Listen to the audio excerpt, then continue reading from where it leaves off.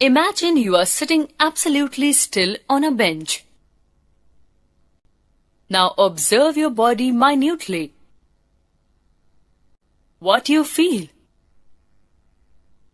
Have you noticed your eyes are blinking time to time? What happens when you breathe? When you write something, which part of your body is moving? When you are in a sitting position, you can turn your neck slidewise. You can also walk, skip, jump, and change your place.